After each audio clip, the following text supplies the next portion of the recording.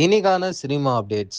Actor Rukmini Vasanth recent டைம்ஸ்ல Kantara chapter 1 அப்படின்ற திரைப்படத்துல மிக முக்கியமான ஒரு நெகட்டிவ் ஷேட் ரோல் பண்ணியிருந்தாங்க.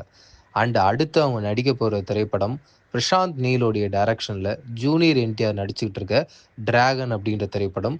இந்த படத்துலயும் அவங்களுக்கு பயங்கர மிக முக்கியமான கேரக்டர் அப்படின்ற டாக்ஸ் இருக்கு. வெயிட் பண்ணி பார்க்கலாம்.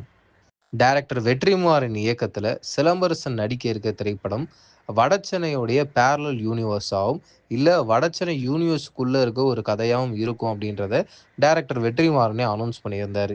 இந்த படத்தோட ப்ரோமோ ஷூட்டை முடிச்சிருந்தாங்க. இந்த ப்ரோமோ ஷூட்டோடைய வீடியோவும் இப்போ வரும் அப்போ வரும் சொல்லிக்கிட்டே இருந்தாங்க.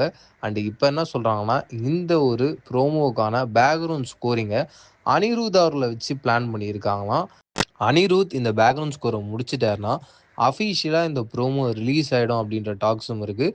வெயிட் பண்ணி பார்க்கலாம். காந்தாரா திரைப்படம் டே 1ல வேர்ல்டு வைடாக 80 கோடி ரூபாய் கலெக்ட் பண்ணியிருக்குன்றத சொல்லியிருக்காங்க. டே 2ல வேர்ல்டு வைடாக 153 கோடி கலெக்ட் பண்ணியிருக்கு அப்படின்றத சொல்லியிருக்காங்க. அப்படியே அதுக்கு முந்தின நாள் ரிலீஸ் ஆன தனுஷர்களுடைய இட்லி கடை அப்படின்ற திரைப்படம் இப்போ வரைக்கும் 25 கோடி ரூபாய் கலெக்ட் பண்ணியிருக்கு அப்படின்றத சொல்லியிருக்காங்க. கம்பேர் பண்ணும்போது இந்த 2 படத்தோட சப்ஜெக்டாகவும் வேற வேற. ஒன்று ஹிஸ்டாரிக்கல், இன்னொன்று முழுக்க முழுக்க ஒரு ரொம்ப ஃபீல் குட்டான ஒரு படமாக எடுக்கப்பட்டிருக்கு. அதன் காரணமாக இதை கம்பேர் பண்ணுறதே தப்பு அப்படின்றத சோஷியல் மீடியாவில் நிறைய நெட்டிசன்ஸ்லாம் பேசிக்கிட்டு இருக்காங்க. பார்க்கிங் படத்தோடைய ப்ரொடியூசர் கேஎஸ் சினிஷ் இவங்க ப்ரொடக்ஷனில் சிவகார்த்திகேயன் அடுத்து ஒரு படம் பண்ண போகிறாரு. அந்த திரைப்படத்துடைய டேரக்டராக உங்கள் எல்லாருக்குமே தெரிஞ்சிருக்கும்னு நினைக்கிறேன். டான் படத்துடைய டேரக்டர் தான் இருக்க போகிறாருன்ற டாக்ஸ் இருக்குது. பட் இன்னும் அஃபீஷியல் அனௌன்ஸ்மெண்ட் வரல. கூடிய விரைவில் இந்த படத்தை பற்றின அஃபீஷியல் அனௌன்ஸ்மெண்ட் வரப்போகுதுன்ற டாக்ஸும் இருக்குது. ரீசெண்ட் டைம்ஸில் தெலுங்குல ஓஜி அப்படின்ற திரைப்படம் ரிலீஸ் ஆயிருந்தது பவன் கல்யாணுடைய நடிப்பில். இந்த திரைப்படம் ரிலீஸ் ஆகி பாக்ஸ் ஆஃபீஸில் நல்ல நம்பர்ஸ் பண்ணியிருக்கு. இப்போ அந்த படத்தோடைய டேரக்டர் என்ன சொல்லியிருக்காருன்னா, இந்த கதைக்கு ப்ரீக்வலும் இருக்குது, சீக்வலும் இருக்குது.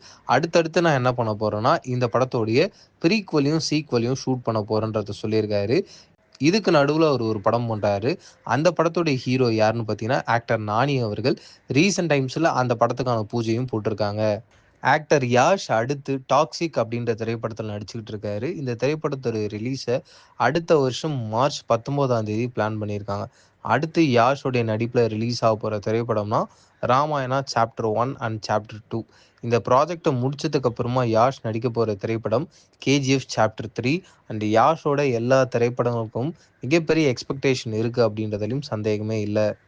ப்ரொடியூசர் ஐசரி கணேஷ் ரீசெண்ட் டைம்ஸில் ப்ரெஸ் பீப்புளை பார்த்து பேசும்போது என்ன சொல்லியிருக்காருன்னா, 96 படத்துடைய டைரக்டரான பிரேம்குமார் அடுத்து எங்கள் கம்பெனியில் ஒரு படம் பண்ண போகிறாரு. அந்த படத்துடைய ஹீரோ ஃபகத் ஃபாசில். இந்த திரைப்படம் 96 மாதிரியோ மெய்யழகன் மாதிரியோ ஃபீல் குட் படமாக இல்லாமல் இது முழுக்க முழுக்க பயங்கர த்ரில்லரான ஒரு படமாக இருக்க போகுதுன்றதையும் மென்ஷன் பண்ணியிருக்காரு. ஒரு பெரிய எக்ஸ்பெக்டேஷனை இந்த ஒரு கான்வர்சேஷன் கிரியேட் பண்ணியிருக்கு. அதில் கூடுதலாக என்ன சொல்லியிருக்காருன்னா, தனுஷ் அவர்களை வச்சு அடுத்தடுத்து 3 படம் பிளான் பண்ணியிருக்கோம்.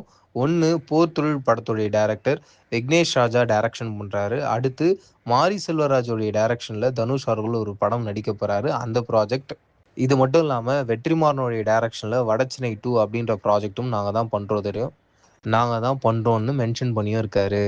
டைரக்டர் முத்தையாவுடைய டைரக்ஷனில் ரேம்போ அப்படின்ற திரைப்படத்தில் அருள்நிதி நடிச்சிருக்காரு.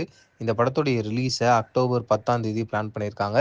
இந்த படம் டைரக்ட் ஓடிடியில் சன் நெக்ஸ்டில் ரிலீஸ் ஆக போகுது.